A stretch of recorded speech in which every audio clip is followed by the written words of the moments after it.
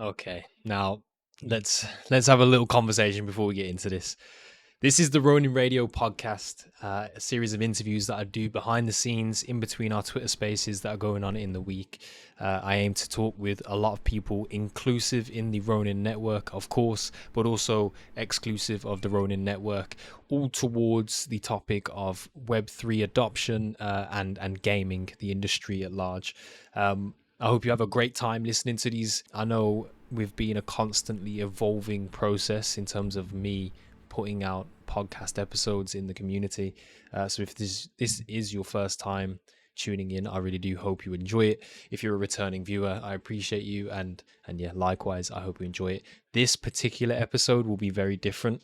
However, I'm very stupid sometimes, a lot of the time, but I basically messed up the visual recording elements of this episode, so you won't be able to see Akhil's beautiful face, and also he was in a nice backdrop, which it was perfect. I could shed a tear, but it's not to be. But the conversation needs to be heard.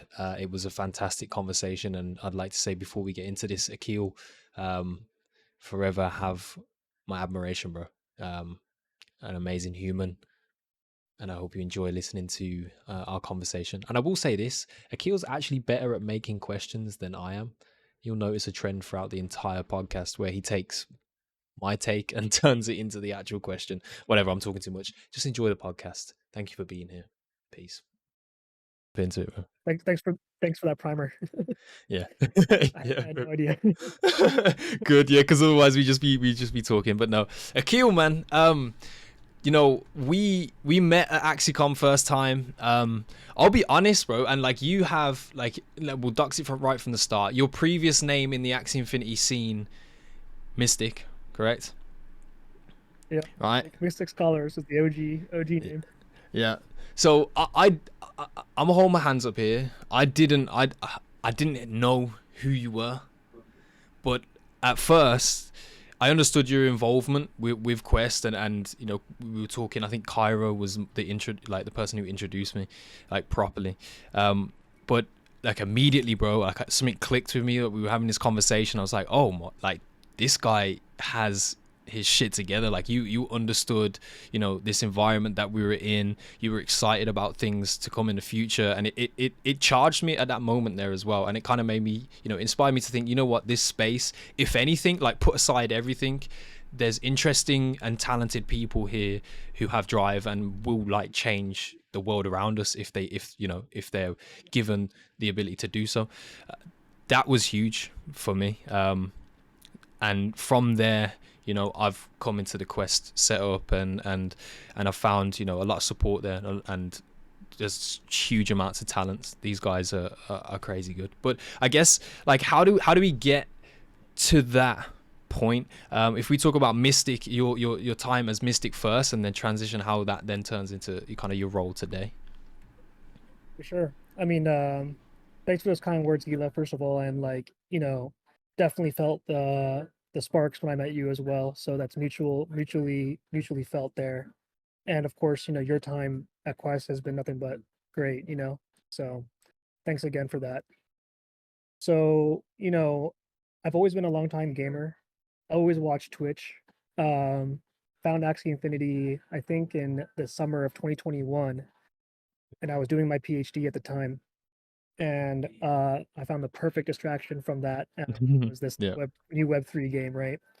And I never made content before, but I decided to go stream, and under the alias Mystic Scholars, because at the time Mystics were, like, I don't know. Yeah. They still are, right? but they were definitely held in higher esteem back at that moment. Yeah.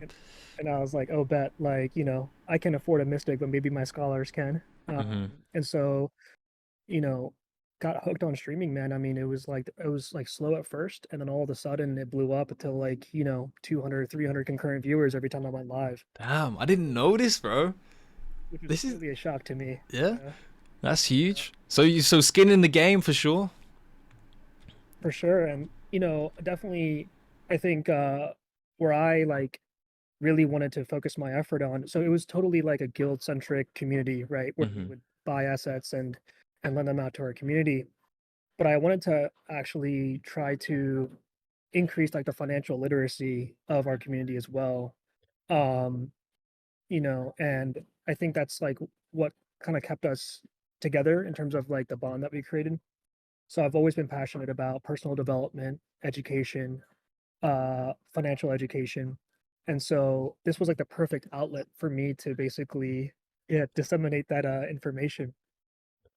And as the guild model kind of transitioned out of what it was before to what it is now, we almost have to reinvent ourselves one more time, Yeah, right? completely. And that's where I linked up with Bruce about a year before you and I met, Gila.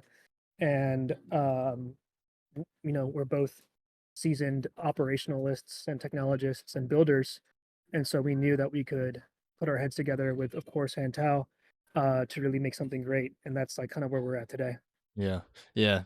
No, I think it kind of makes a proving point as well. How in this space you can do a lot, but like you can't do everything on your own. You kind of did build a powerhouse of people who can really put metal to the grind and get and creating things. So that's huge as well. Your relationship with those guys. How do you guys work together, and could you like epitomize a common goal for all of you? So, and I also want to just like backtrack for 1 second. Hmm. In between Mystic Scholars and Quest, there was Proof of Game, and I want to give a Okay. huge shout out to Stark, because he Hmm. was my partner in that, and Stark's a legend. Yeah. just give him a quick shout out. But you know, one thing that one of our partners said to me maybe a few weeks ago was like working at Quest is like how there's like group projects at school and like there's one person who does pretty much everything. And he said that like basically at Quest everyone is that one person that does everything. So it just feels fucking electrifying, right? Yeah. Yeah. Everyone's just hungry, driven, and radically transparent, which is obviously uh a good environment to grow, but definitely tests uh your own limitations and Hmm. abilities, and also patience. Yeah. So It's um no, it's good. I think when you guys can be open and honest like that, you'll get to the nitty gritties and move forwards efficiently as you've done. Like Quest have already done a lot, since you guys have come together in terms of the creator program. Like we look at how that's facilitated now. We bring a game like TMA into the Ronin network, and a game that has no reason, literally there is not a single reason on earth for it to have players or people interested or people making content on it at all, to be able to turn and galvanize roughly 2,000 odd people, creators, incentivized to make content. Like that's powerful, even just as a beginning. um like Quests as a creator program, the intention is to empower creators, correct? So is the creator program more so about strengthening the pathways for creators to be rewarded? so we can think of the creator program in a couple of phases, and I can describe like where we were, where we are now, and then what the future might look like. So where we were was a lot of people were producing content, including yourself, me, Cairo, Yeah. and it didn't really feel like we had a consistent process of being enabled by Sky and Mavis. For Mhm. example, some people might want to have access to certain resources, whether it might be amplification from the Axie Affinity account, or a small amount of AXS for running a specific tournament. Yeah. But there wasn't really a process to really engage with that. And so the first phase of the creator program was really to set up those rails, right? Hmm. So like anybody who wanted to have access to these things knew transparently how to actually accomplish that. Yeah. And so where we are now is exactly what you said, in this incentivization format. How can we get the great people within this digital nation to keep on doing more of what they're doing, Yeah. right? And then what it looks like in the future is through the products and services that we're building out at Quest, we want to be able to not only incentivize creators with, of course, increasing the reward locker that we have. So, more access to games, more access to information, etc.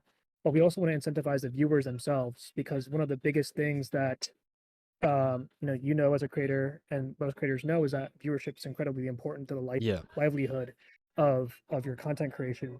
And so if we can basically craft a system where viewers are now incentivized to actually that's huge. consume the Yeah, content as well, you can imagine this flywheel where not only are creators being incentivized through these direct rewards, whether they're extrinsic or intrinsic, but now they're getting this increased viewership as well, which just helps you take you to the next level. definitely. No, that's huge. Yeah, you mentioned the incentivizing the viewers, and I think that's you go in much further, much deeper than most people even think about. The content format, and I think it's something that's actually really hard today. You touched on it, but like having people's attention and retaining their attention to your content, and then also that content being valuable, that kind of communication is like a transaction between creator and viewer. Of course it takes good creators to do that, and creator program can also coax and guide and have influences. Like if you look at someone like, I saw a tweet earlier today from G-Host talking about Rohan and like his web3 streaming metrics being the best. So I went and took a look, because like I do like numbers, not as much as yourself. I think you might like them a bit more than me, but like it's actually phenomenal. Like I just want to say this right now, but hats off to Rohan, because he's kept a consistency for a very long period of time, but he does create valuable content, and there's a community behind that he has helped to grow it, which is incentivizing those viewers. So if we can do that at a macro scale as well, it can that effect can kind of digress into other content creators communities as well, which is cool. When you talk about like incentivizing viewers, you have any like upfront ideas at the moment that it might look like? Yeah, I mean, like, plainly speaking, it can look like Twitch drops. Like that's, a pretty familiar system that we have where a streamer would have a set number of alpha passes Mhm. or, specific cosmetics that they're releasing or promotional kind of item that they might be having, and being able to like uh distribute those rewards to the viewers through some kind of gamified mechanic. Mhm. Um One thing that I wanted to, and I totally echo you with Rohan, and one thing I also want to add about the importance of content creation, especially in video games, is that, I mean, man, how many times do you download a video game and you think it looks good on Steam or whatever, and then you go ahead and like look on YouTube and there's not shit on, the latest video is a Yeah. year old or whatever. You're like, yeah, miss me with that. Like, I don't want to really, I'm not sure if I even want to play this game anymore, especially if it's like multiplayer. And then you Mhm. take that the next level with Web3 games, right, where you actually own these assets, which means you're likely purchasing them. You definitely don't want to mess that up, and you want to be guided with the freshest content and like with the most up-to-date meta. Yeah. So it's incredibly important that the creative program continues to thrive and then grow uh, Yeah. through time. Yeah, so to speak, that the creators kind of represent, the creators are gamers as well in this field, which is huge, because this is like our vision is forward on the gaming industry and its evolution.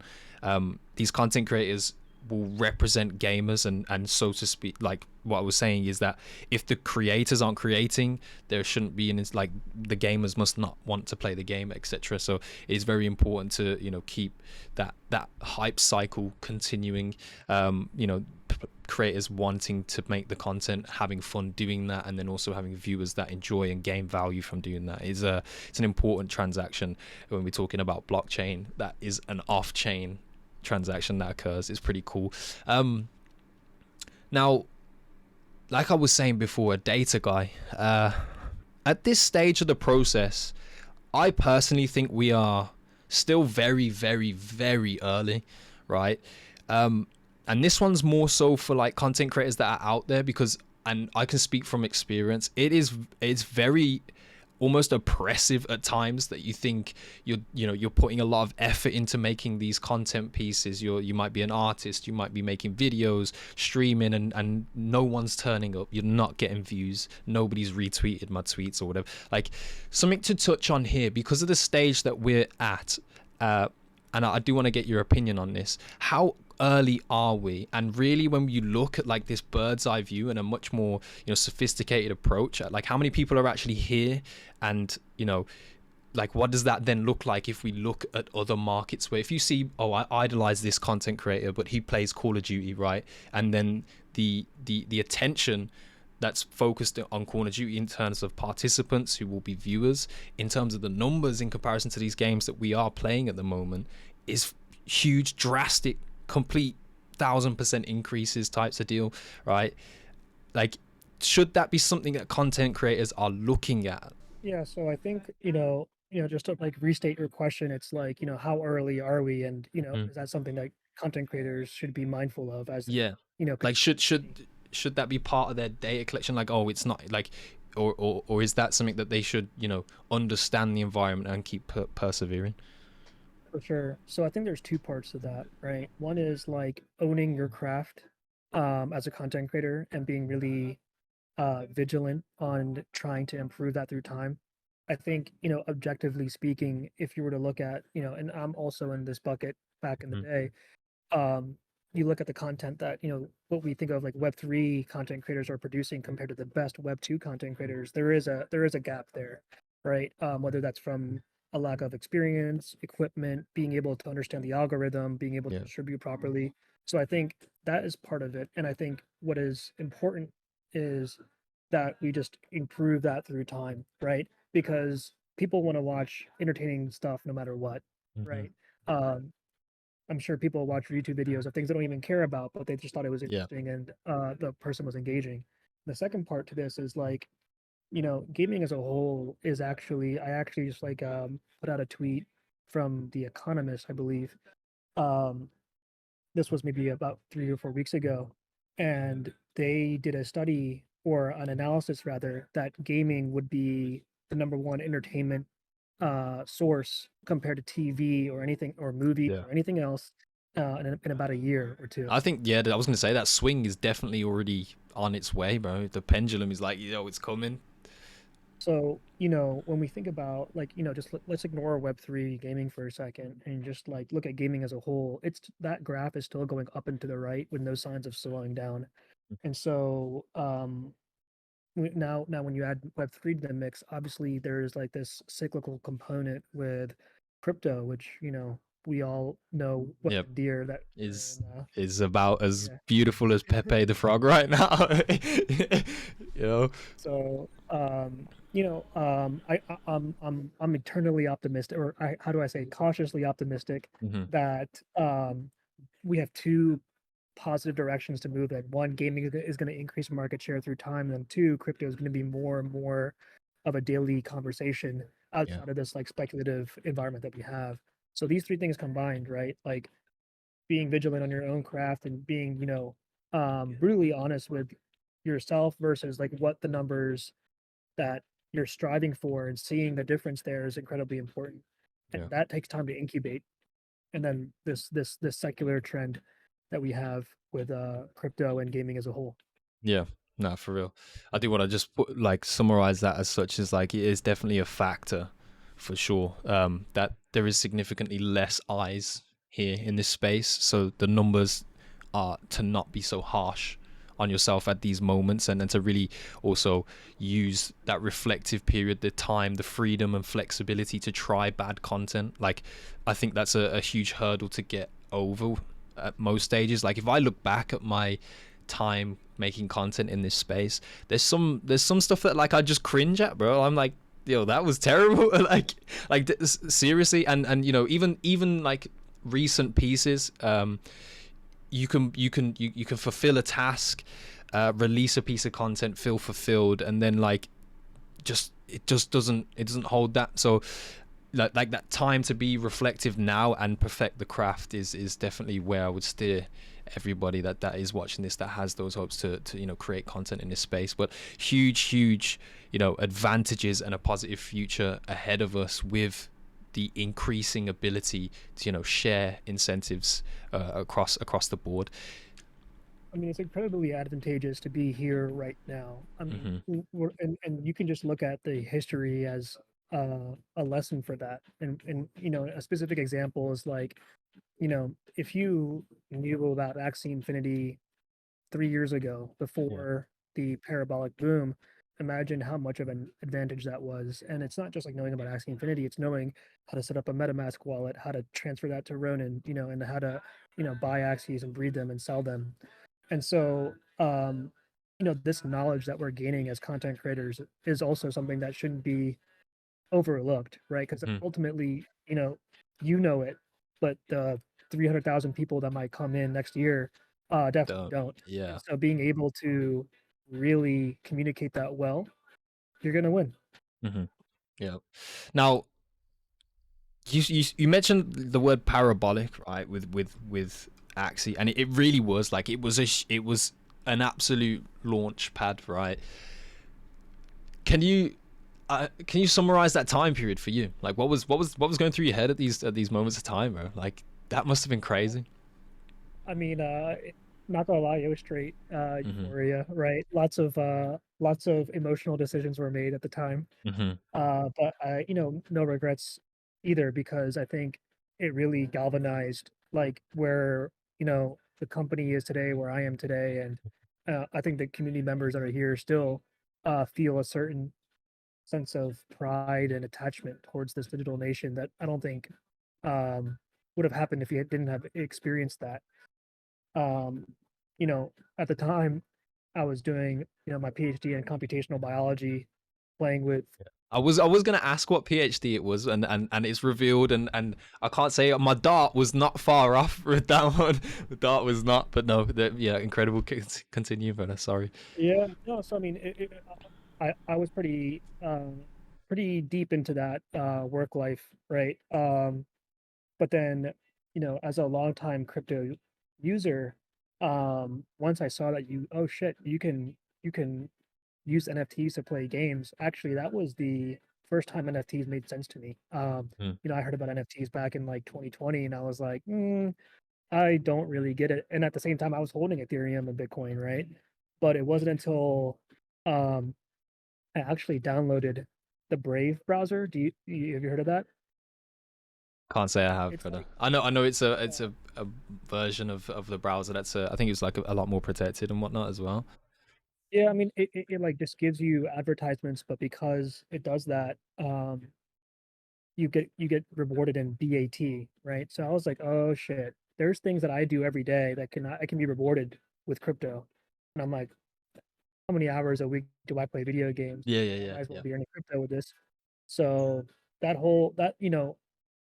and then leading up to the extreme boom, yeah, it all felt like it felt really good, and Hmm. obviously we're here now, and I think expectations have obviously been managed, but I think the optimism is still there, right? Yeah, Um, so yeah, for real. Optimism definitely still there. I think like we haven't even, really scratched the surface of people getting it. If you know what I mean. Like when you finally got it, when you understood, oh wait, this digital asset thing with games is like, why don't we already do that?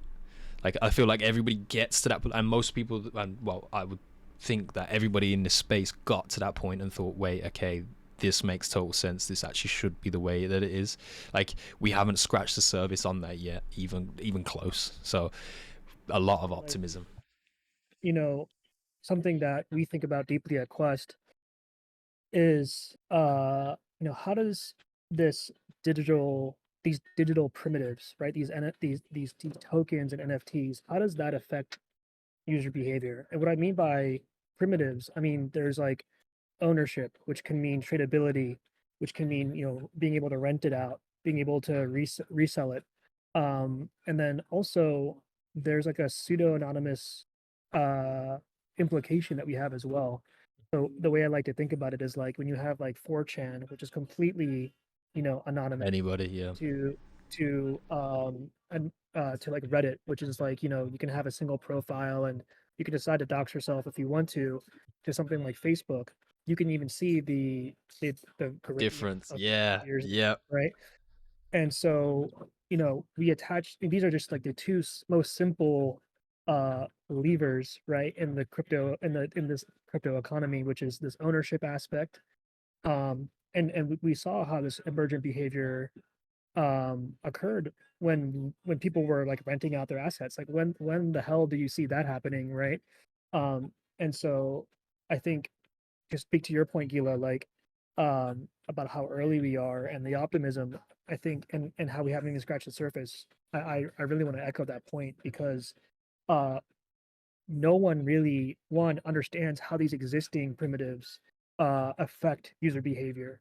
But then imagine all the technology that's going to be built on top of On it, top of it, right? yeah, it's like a Um, snowball effect. Yeah, I so, I I I saw the path that you were taking me down for sure. It's yeah, that's actually quite phenomenal. You think that the behavioral changes that are happening at the same time can be like cataclysmic to then, oh wait, the tech actually makes sense too, and oh wait, this is better now, and so on and so forth. I think we have a really, a huge advantage as well too, because like this is bleeding edge technology as it is, right? Because it's blockchain native, right? Then we in during this like boom where it's, and I know AI was happening before because we're going to touch on it now, but I know AI was happening before in many forms, and it actually exists in many a form already today. But this talk of AI now and the knowledge that is kind of being shared a lot more to the general public, like these technological advancements are kind of here at the forefront, but during us being at the bleeding edge of another technology front, like we have the ability to harness that and be right there with anything else. So it's kind of like we have the one up in the bag already. And it's kind of like, okay, let's see, who's developing, who's building, who's shipping, but we have the ability to harness that same kind of drive that's going to happen over the next few years with tech and AI in gaming, I think personally. um, do you think like, I think it's a stupid question to ask. Do you think it will be? Because I think it definitely will. Are you interested in how artificial intelligence can be utilized with the kind of environment we already have? Is there anything though that you kind of maybe yeah, see, have in mind already in yeah. terms of maybe products or even just ideas to go down?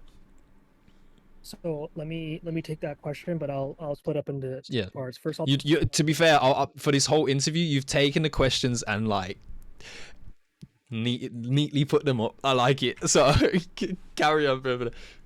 so I first want to address like why crypto, like, and then we can talk Mm-hmm. about AI as well, right? So like this, it's incredibly apparent that the value that we create is becoming more and more digital through time.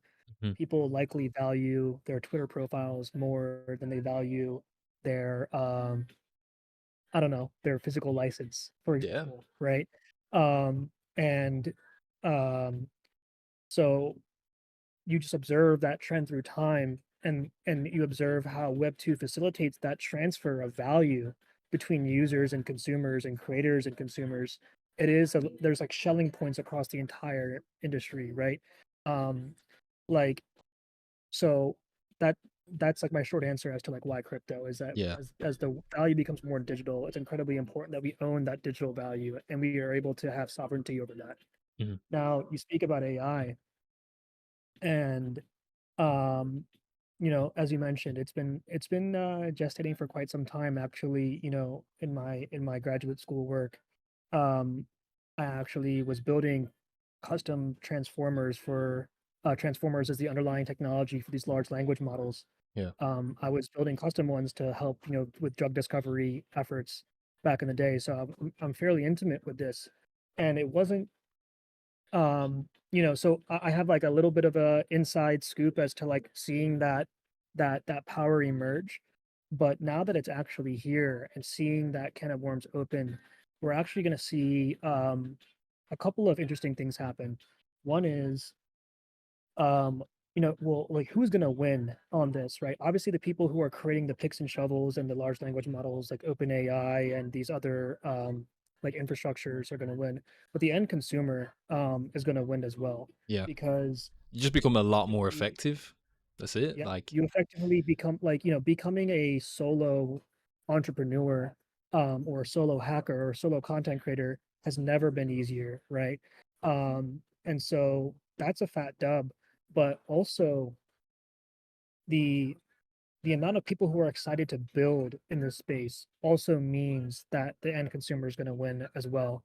So it's like a flywheel where you see all these users using ChatGPT for the first time, and then somebody comes out with a plugin for ChatGPT, and all of a Yeah, sudden even more users are using it, which inspires even more builders to build it.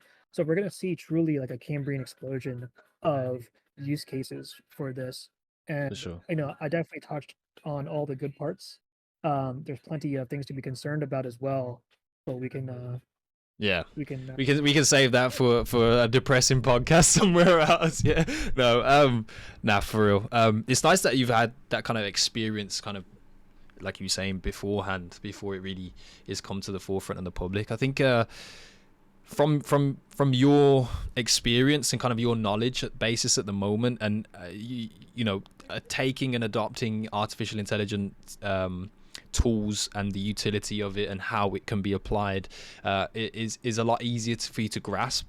I suppose the question here is, what should normies, quote unquote, or the general public who don't have any of that hands-on experience, probably no code experience, what should they be looking at? Should they be finding resources? Should they be actually going towards learning the process that's going on, learning code, those types of formats, or is this going to be an episode where it might be better to bypass that because the tools will come out where you won't need that basis? Mm.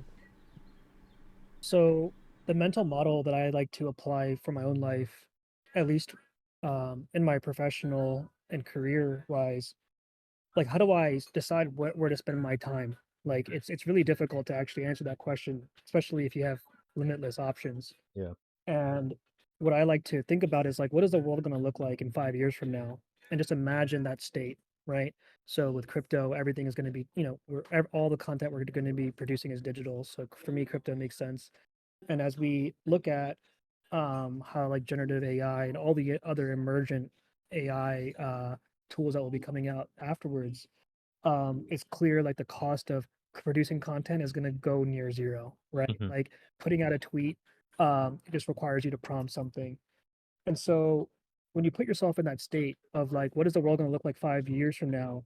You now then have to ask yourself, like, well, how do I be a part of that transition? Hmm. Right. And so I don't think, everyone has to be a builder per se to be able to take advantage of this trend. I think if you can communicate well, there's plenty of Fortune 500 companies that are wishing they could understand how to use these things at the next level. So you can get paid $1 million a year being able Just to being, yeah. communicate these things well, right? If you are a content creator, you can 10x your content creation at this point. If you're a solo entrepreneur, you could do the marketing, business plan, investor reach outs, product roadmap, being able to even stand up an MVP all on Hmm. your own, right?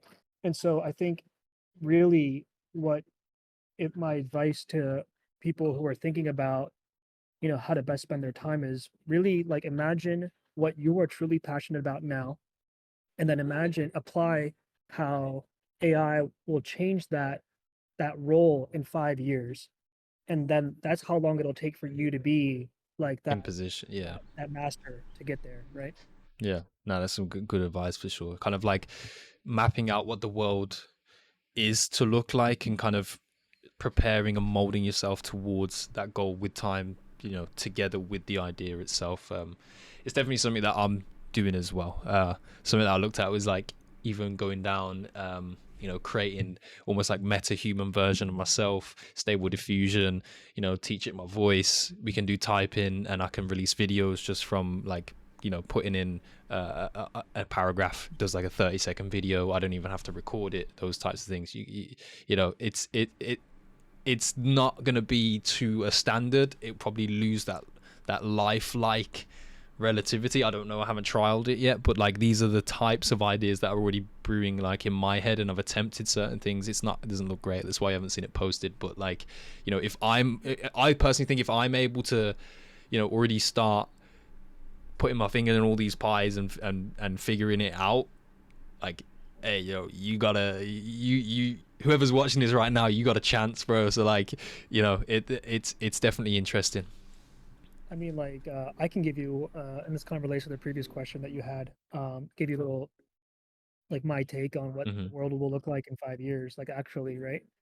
Um, you know, so right now, the way we interact with these large language models is through direct prompting, right? So I say like, you are a expert marketing agent and I Yeah. have this product and I want you to be able to come up with something.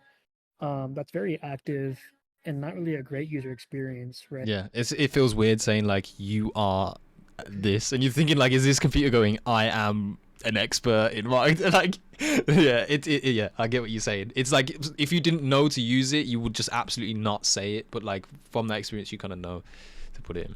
I I think that like, content, I mean, this isn't like a hot take, right? This is pretty Hmm. popular, but it's worth just kind of bringing up Hmm. is that, I mentioned the cost of content and is going to go down to zero, which basically means we're going to have an abundance of content and not just like all different types of content, but content that's specifically tailored to you. And like how this could have happened in 5 years is that you have like your own little Jarvis, if you ever seen like Hmm. Iron Yep. Man, right? So it's hooked up to your iPhone and your MacBook, and it knows what emails you're sending, if you're eating, during the day. And when you go home and you turn on Netflix, well, you're going to see a completely customized version of that show for yourself based on like Yep. your Your sleep life at the patterns, your moment. Yeah. mood, Yeah. and it'll just auto generate, right? And then, you know, let's take that thought process a step further, right? If the cost of content is gonna go to zero, that means we're gonna have um limitless options to consume content, which you can Hmm. imagine is gonna be even harder for content creators to stand out. Yep. Um, where do we find intimacy? Where do we find joy? Where do we find value? I think IRL experiences are going to kind of make a comeback, right? Hmm. Where, you know, and just imagine going through TikTok and seeing 10x the amount of content that we see now. Oh, It's don't not going to even. feel the same, right? Yeah. It's gonna be like, kind of get me out of this matrix. And so that's where I think we're going to see a lot more of this, like Yeah. joy and connecting with people in real life. Yeah. No, I hear it. I hear it for sure. I definitely still hold that in high esteem anyway. I was gonna like fork off when you were saying about it being more so about building communities behind that, but then like that community kind of would tie into those in real life, maybe meetups, events, those types of things. You build community through those ways. So even having like IP to attach to in a sense kind of gives even that kind of an outlook. And then like we're saying, if the content is going to be generated in that, your Jarvis, quote unquote, knows that you go to these events, it's going to show you, people that go to these events as well. So it seems like a sustaining model that even though it's going to be extremely crowded and there's I don't know what that looks like, bro. I don't like the idea of that, like the thought of that 5 years from now just everybody is just making TikToks, like everyone and their mom. But it is really gonna shine the light and focus on the quality as well. And I don't think it'll be as easy to kind of fade and fake these content pieces as we go towards that, building real community. I'm not sure if you saw like the recent, I think it was maybe 2 weeks, or actually it might have been 3 weeks now. The SpaceX had their Hmm. new ship that they launched. And so the reason why I bring that up is because, even like cross continent uh transportation is going to be meaningfully different five ten Yeah. years from now. So I Yeah. think like, us being able to be like, yo, I'm going to come through Lisbon tomorrow, and I'll be there It in being like 3 hours. 4 hour, yeah, 3 hour process. Yeah. Yeah. Yeah. That's bro. The thing is, like, in a day to day, like, we don't think about these things, but like, how aware should we be of they're actually like these things are coming, right? Like, I don't know if like these things are actually coming. I don't want to miss this, right? And this is what drives me as well to be on like the forefront of these, the things that are going on. What behind everything, bro, we take away like career and a profession. Like behind all of it, Akhil, like what drives you, man? Like because there's something like there's something in there that is not running out. Yeah, I mean, for better or for worse, I'm a eternal optimist, right? Hmm. I think, I inherently believe that people are good and we can accomplish great things. One of the most impressionable quotes that I read was when I was a little kid. Carl Sagan, He was like a physicist, astronomer, kind of like a pop sci guy back in the 80s. Yeah. Um, he had a poem actually that he wrote when Voyager took a picture of Earth, and it was like the furthest object that that was ever taken Ever, from yeah. Earth, and it was like a little speck. And I'm not going to recite the whole poem, but the essence of it was like, the aggregate of our suffering and joy is in this one little dot. Despite all of this, we don't see signs of life anywhere else. And there's no sign that anyone is here to help us but ourselves. So you really need to like believe in humanity and believe Yeah. that you can move the needle in a positive direction that will change the trajectory of our outcome. Yeah. That's like, Mm. Man, that's powerful. Yeah. But I mean, it's true, take a look out there. It's pretty scarce. So I still believe in humanities. A large part of why I'm in this space, like, I mean, for all reasons, man. Like, if I was here for other things, I don't like you wouldn't be here. The reason that I am still here is largely community and the humanity that I see in this community. There's just this common understanding, right? That like I haven't really seen it miss anybody in in the community as of right now. And like there's something that I just hold positive about it, that like, if it were to be absolutely what we said it was going to be, right? And we fast forward 10 years from now, and like the gaming industry is completely revolutionized. It's like best case scenario. Like, I feel like that's a lot of people that would go out and do good in this world, and to kind of be able to build alongside people like that is honestly a privilege, man. But I really appreciate you for coming through today. I know you're on a tight schedule as well. The time is rare, the time is valuable. So I'll finish off on this one last question, man. Looking towards the future, Akhil, what are you most excited for this year?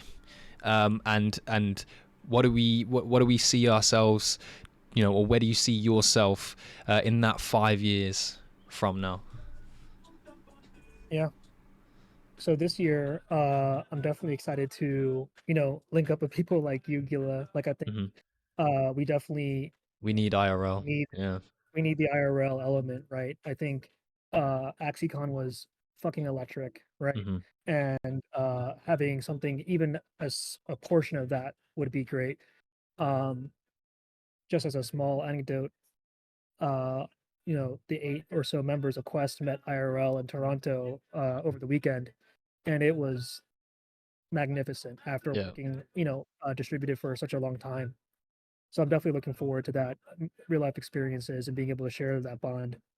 In 5 years, man, I hope just to stay healthy, uh, work hard, foster great relationships, and provide service in any way I can. That's all I can really ask Yeah. for. And just um, you know, I'm in addition to being an optimist, I'm like forever curious and I'm Hmm. always like a student. So just that learning mindset and letting that compound through time is definitely where I want to continue my effort. Yeah. So we'll summarize that as better.